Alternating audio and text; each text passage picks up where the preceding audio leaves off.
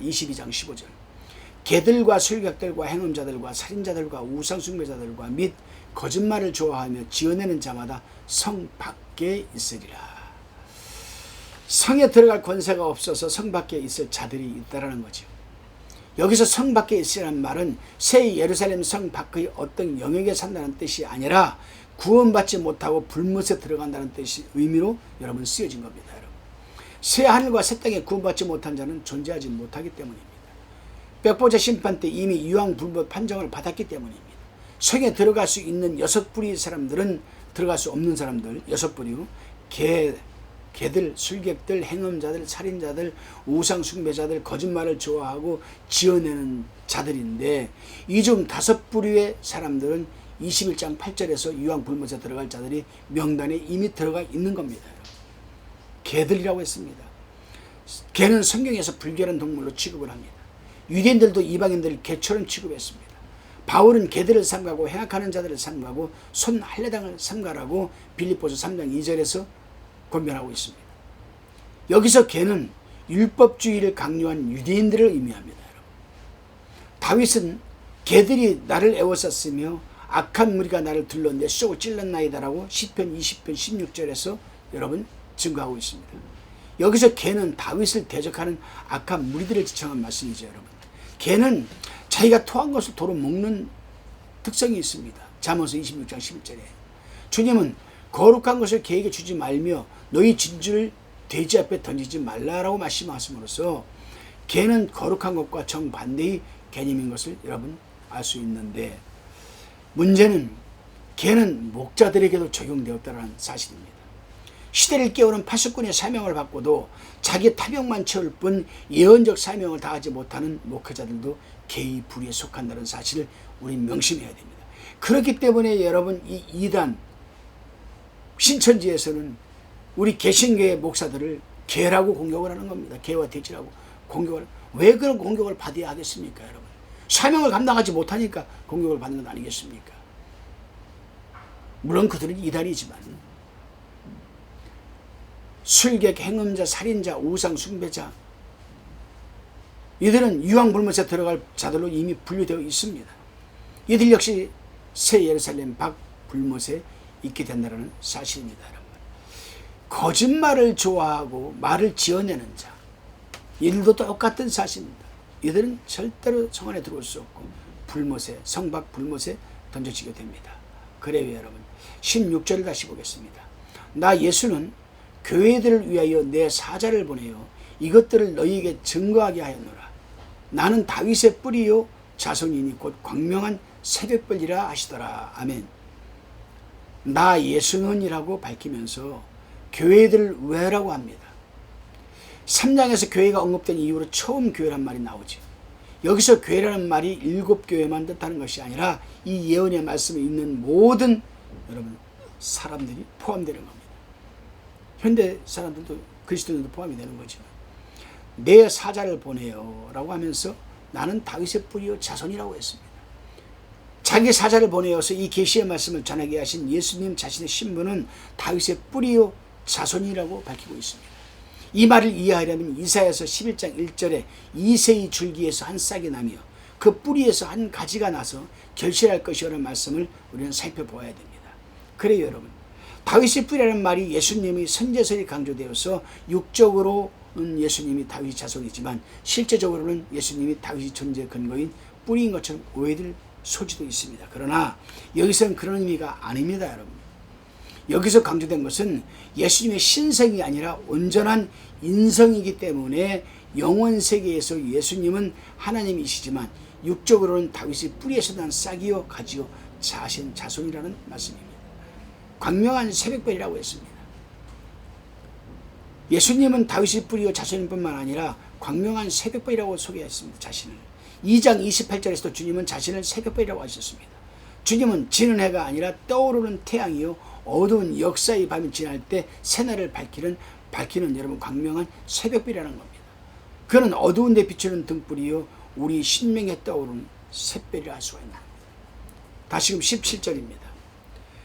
성령과 신부가 말씀하시기를 오라 하시는도다. 듣는 자도 오라 할 것이요 목마른 자도 올 것이요 또 원하는 자는 값없이 생명수를 받으리라 하시더라. 본절에서는 4번의 초청이 소개되어 있습니다. 성령과 신부의 초청, 듣는 자, 목마르는 자, 원하는 자에게 오라는 초청을 지금 하고 있는 거죠. 근데 성령과 신부가 오라고 하셨습니다. 이것은 예언의 말씀을 다 마치신 후에 모든 사람들이 초청하는 것으로 되어 있는데, 성령은 대언의 영으로 말씀하신 것이고 신부는 일반적으로 교회를 의미한다고 볼 수 있습니다. 그러나 잘 생각해 보면 교회가 오라고 초청한다는 것은 결국 교회 안에 역사하시는 성령께서 초청하는 셈이 되는 겁니다. 여러분, 듣는 자, 성령과 신부는 요한에게 새 예루살렘에 오시다라고 초청했을 수도 있죠. 그런데 여기서는 이 예언의 말씀을 듣는 모든 자에게 오라고 초청하고 있습니다. 요한계시록에 대해서 들어보지 않은 자는 새 예루살렘에 오라는 초청을 받을 수가 없다는 겁니다. 그러니까 요한계시록을 우리가 읽고 듣고 공부하고 가슴에 새기는 건 굉장히 중요한 부분입니다. 왜? 이 예언의 말씀을 듣는 자가 복이 있다고 한 것은 1절 3절에서 이 말씀을 듣는 자가 새 예루살렘의 초대를 받을 수 있기 때문에 여러분 복이 있다고 하는 겁니다. 목마른 자도 듣는 자도 목마른 자도 오라고 했습니다. 이 세계에 여러분 목마르지 않는 자가 어디 있겠습니까? 이 세상 물을 먹는 자는 목마를 수밖에 없습니다. 영생하도록 솟아나는 샘물을 먹어야 목마르지 않는데 이 물은 생명의 샘이신 예수 그리스도를 가리키는 겁니다. 원하는 자, 듣는 자도 오고 목마른 자도 오고 원하는 자는 값없이 와서 생명수를 받으라고 했습니다. 우리가 여러분 예수 믿고 예수님을 구주 영접한다고 해서 누가 돈 달라고 합니까? 아니에요. 값없이 와서 마시는 겁니다. 주님께 채워주시는 생명수를. 그래요. 하나님의 나라에는 생명수가 넘쳐나는 곳이죠. 이 초대는 천국을 오라는 초대와 같은 겁니다. 원하는 자 누구든지 오라. 그래서 누구든지 목마르거든 내게로 와서 마시라고 하지 않습니까? 여러분. 18절입니다. 내가 이 책의 예언의 말씀을 듣는 각인에게 증거하노니 만일 누구든지 이것들 외에 더하면 하나님이 이 책에 기록된 죄악들을 그에게 더하실 터이요. 자, 지금부터 여러분 굉장히 중요한 말씀을 드리겠습니다. 성경은요, 신명기, 잠언서, 시편 등등 여러 곳에서 계시록에까지 너희는 하나님의 말씀을 가감하거나 더하거나 빼지 마라. 가감하지 마라. 너희가 거짓말하는 자가 될까 두려워하노라. 계시록에서는 여러분 이 책에 기록된 재앙을 다 더할 것이다. 하나님의 말씀을 더하거나 빼면은. 그래서 저는요, 우리 선조들이 이 개역 한글 옛날 성경을 가지고 100년 동안 신앙생활 축복을 받은 말씀책입니다. 그 저는 개역 개정 성경이 나왔을 때 저는 노했습니다. 받아들이지 않았습니다. 제 동기들에게도 절대 성경 바꾸지 말라고 했습니다. 얼마나 혼란스러웠고. 교회사 쪽으로도 볼까요? 성도들이 언제부터 교회를 떠나기 시작했을까? 젊은이들이 언제부터 교회를 떠나서 세상을 나가기 시작할까? 개역개정 성경이 나오고 나서부터입니다. 여러분. 제가 추적을 한번 해봤습니다. 개역개정이 성경을 어떻게 번역을 했는지는 여러분들이 원어적 성경을 놓고 읽어보면 잘 압니다. 그래요. 이 책의 예언의 말씀을 듣는 각인에게 증거하는 분이 내가라고 했는데 여기서 내가는 주님 자신일 겁니다. 주님은 요한계시록의 예언서임을 친히 말씀하십니다. 이 책의 예언의 말씀을 듣는 각인은 1차적으로는 7교회 성도들이지만 궁극적으로는 이 책의 내용을 접하는 모든 사람들을 가리키는 겁니다. 그래서 요한계시록에 있는 모든 사람에게 엄한 경고가 주어졌는데 그 엄한 경고가 여러분 뭐냐? 이 말씀 위에 다른 것을 더하거나 빼는 것에 대한 형벌입니다. 만일 누군지 이것들 외에 더하면 하나님이 이 책에 기록된 재앙들을 그에게 더하실 것이라고 했습니다. 요한계시록뿐만 아니라 성경 말씀은 절대로 가감해서는 안 됩니다. 여러분. 임의적으로 여러분 그 번역에서도 안 되죠. 그래서 신명기 4장 2절에 뭐라고 했습니까? 내가 너에게 명하는 말을 너희는 가감하지 말고 내가 너에게 명하는 너희 하나님 여호와임을 명령을 지키라고 했습니다. 잠언서 30장 5절 6절에서는 뭐라고 했습니까? 하나님의 말씀은 다 순전하며 하나님은 그를 의지하는 자니 자의 방패시니라. 너는 그 말씀에 더하지 말라. 그가 너를 책망하시겠고 너는 거짓말하는 자가 될까 두려우니라. 여러분 명심하셔야 됩니다. 특히 주의 종들은 강단에서 설교를 하면서 하나님의 말씀을 임의적으로 빼거나 더해서 여러분 설교하게 되면은 하나님이 뭐라고 하십니까? 여러분 거짓말하는 자라고 얘기를 하는 겁니다. 그래요. 계시록의 말씀에 없는 것을 더해서는 안 됩니다. 하나님의 말씀에 자기 생각을 첨가하면 그것은 형벌을 면치 못할 일입니다. 이 예언의 말씀을 전달하는 필사자들, 본문의 내용을 고의적으로 날조하거나 하는 자들, 이해하기 어렵다는 이유로 변경, 수정하려는 유혹을 받는 모든 사람들에게 주어진 여러분 경고입니다. 그래요. 1장에서는 이 예언의 말씀을 읽고 듣고 지키는 자가 복이 있다고 했는데 이 예언의 끝부분에서는 내용을 가감하거나 삭제하는 자에게 저주가 선포되고 있습니다. 이 말씀의 내용 외에 무엇을 더하면 이 책에 기록된 끔찍한 재앙이 그에게 더해질 거라고 합니다. 재앙 가운데는 7년 대환난의 재앙도 포함되지만 궁극적인 형벌인 불못이 가장 큰 재앙인 줄로 믿으시기를 바랍니다. 그래요 여러분, 성경에서 가장 난해한 부분이 많은 계시록에 대하여 이러한 엄한 경고가 주어졌다는 것은 이 예언의 말씀이 100% 신뢰할 수 있는 하나님의 계시이고 결코 수정되거나 변경되어서는 안 될 확실한 말씀이라는 것과 반드시 속히 성취될 이름을 증거하는 것이라 할 수가 있습니다. 다시 19절을 보겠습니다. 22장 19절.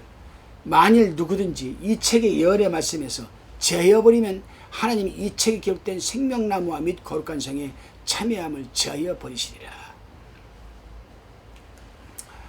문자적으로 받아들여야 할 이 부분을 비유나 상의적으로 해석하는 것도 가감하는 것이라 할 수가 있습니다. 그래서 우리는 여러분 하나님의 말씀을 있는 그대로 믿고 그대로 따르고 그대로 순종을 해야지. 목사도 강단에서 설교할 때 성경 말씀 본문에 충실해서 설교를 해야지. 자기 생각을 가감해서 또 이 말씀을 바꾸어서 전하고 빼고 전하고 그러면 궁극적으로 여러분 그분이 과연 구원받을 수 있을까? 그럼 왜 이렇게 중요한 것인가? 하나님 말씀이 있는 그대로 수험하는 것이 왜 이렇게 중요한 것인가? 맞습니다. 중요할 수밖에 없습니다. 왜요? 하나님의 성경 이 말씀은 로고스, 즉 예수 그리스도의 실체입니다. 이 말씀이. 그래서 요한복음 1장 1절에 보면 태초에 하나님이 천지를 창조하시니라 이렇게 얘기하시잖아요. 창세기 1장 1절 보면은. 근데 태초에 하나님이 천지를 창조하시니라 이렇게 얘기합니다. 요한복음 1장 1절에서 3절 창세기 1장 다 맺혀있는데 그 말씀하신 분이 누구냐? 빛이라 하시면 이 빛이 있었고 예수 그리스도입니다. 말씀이 예수 그리스도입니다. 그가 없이는 지어진 것이 하나도 된 것이 없다라고 말씀하고 있잖아요. 요한복음 1장 1절 2절 3절에서. 그래요. 근데 오늘 본문 20절에서 이것들을 증거하신 이가 가라사대 내가 진실로 속히 오리라 하시거늘 아멘 주 예수여 오시옵소서. 이것들을 증거하신 이가 가라사대 내가 진실로 속히 오리라 하였습니다. 16절에서는 교회들을 위해 내 사자들을 보내요 이것들을 너에게 증거하게 하였노라라고 했는데 여기서는 주님 자신이 이것들을 증거하신 이로 나타나고 있습니다. 내가 진실로 속히 오리라 이걸 증거한 거죠 여러분. 그렇습니다 여러분. 아멘 주 예수여 오시옵소서. 주님이 속히 오시겠다는 말씀에 요한은 아멘 주 예수여 오시옵소서라고 응답합니다. 주 예수여 오시옵소서라는 말은 아람어의 마라나타에 해당합니다. 아람어로 마라나타. 그러니까 마라나타라는 말은 히브리어가 아니고 아람어죠. 고린도전서 16장 22절을 보시면 됩니다. 주님이 속히 오시겠다고 말씀하실 때 성도들은 주 예수여 오시옵소서라고 마라나타라고 반응하는 것이 여러분 바람직합니다. 주님이 오시기를 고대하지 않는 성도가 어디 있겠습니까? 주님의 재림은 우리 시대 최대의 소망이죠. 그가 오시는 것은 세상 끝이 아니라 새로운 세계의 시작이고 출발점이 아니겠습니까? 그런데요, 주님이 오신 날까지 신실하게 하나님의 사명을 감당한 사람들에게는 참 주님이 오시는 것이 소망이겠지만은 하나님의 일을 어영부영하고 하나님의 사명을 감당하지도 못하고 있는 사람들에게는 주님이 좀 늦게 오셨으면 좋겠죠. 늦게 오셨으면 아유 주님 나 한 2, 3년만 더 좀 열심히 일할 테니까 2, 3년만 늦게 오세요. 그럴 수도 있겠죠. 그러나 주님은 부지불식간에 온다는 사실을 우리 잊지 말아야 됩니다. 지금 늦지 않았습니다. 여러분이 가지고 계시는 주님께서 허락하신 믿음의 분량대로 또 여러분이 정말 하늘나라 확장 사업을 위해서 섬기시는 교회를 위해서 여러분 개인 신앙을 위해서 전도도 하시고 섬기고 베풀고 많이 하시기를 바랍니다. 하나님의 꿈과 비전은 하루빨리 죄악 세상이 끝나고 죽음과 눈물과 고통이 없는 영원 세계에서 인간과 함께 살아가는 겁니다. 예수님의 재림은 하나님의 계획의 궁극적 성취를 위한 최종 과정이라고 여러분 할 수가 있는 겁니다. 여러분, 다시 21절입니다. 주 예수의 은혜가 모든 자들에게 있을지어다. 아멘. 주 예수의 은혜, 계시록의 제일 마지막 말은 주 예수의 은혜가 모든 자들에게 있을지어다. 아멘으로 마무리되고 있습니다. 신약 서신들은 축도나 인사말로 끝나는 것이 대부분인데 계시록도 서신이기 때문에 축도로 끝을 맺습니다. 그래요. 여러분, 사도 요한은 하나님이 보낸 사자들을 통해 속게 될 일을 계시받아 전하는 자로서 그의 사명이 끝나는 시점에 감개무량했을 겁니다. 여기까지 인도하신 하나님의 은혜가 무엇보다도 아마 감격스러울 것일 겁니다. 여러분, 그래요. 아멘이라고 합니다. 이 기도를 끝맺는 말로서 계시록 전체의 종언이기도 합니다. 이 예언의 말씀을 읽고 듣는 자는 물론 그의 나타나심을 사모하는 모든 사람들에게 주 예수의 은혜가 임하고 계시록의 복이 함께 임할 것을 기원하는 선한 말로서 아멘이 여러분 사용되었습니다. 그래요 여러분, 그렇습니다. 이 강해설을 들으면서 지금까지 시청하시는 모든 분들에게도 주 예수의 은혜가 임하시기를 간절히 기도합니다. 마라나타. 기도하시겠습니다. 하나님 감사합니다. 주님이 오실 날을 고대하고 있지만 한편으로는 주님이 오실 때 상급을 과연 받을 수 있을까, 내가 사명을 다 감당하고 있을까라는 엄습함이 몰려오기도 합니다.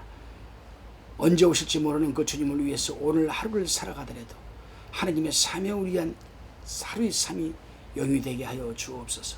썩어 없어질 세상적 물질에 얽매이지 않게 도와주시고 세상 것에 빠져 흥청망청 사는 사람이 되지 않게 도와주시고, 지금은 비록 세상에서 힘들고 어렵고 고통스럽지만 우리 인간 70여 80년 삶밖에 삶지를 못합니다. 그 7, 80년의 세상살이가 수고와 슬픔이라고 하셨는데 우리에게는 더 여러분 영원한 죽지 않는 영원한 영생의 삶이 우리에게 준비되어 있습니다. 그곳에 가서 슬픔도 없고 사망도 없고 고통도 없고 아픔도 없는 그곳에서 달마다 여러분 과실을 먹으며 천년왕국 때는 여러분 우리가 세상 나라를 다스리며 주님과 함께 살아갈 날을 생각하면 지금의 어려움과 힘듦과 고통이 잠깐으로 여러분 이겨낼 수 있음을 믿습니다. 주님, 우리를 붙들어 주시고 승리하는 삶이 되게 하옵소서. 예수님의 이름으로 기도하옵나이다. 아멘.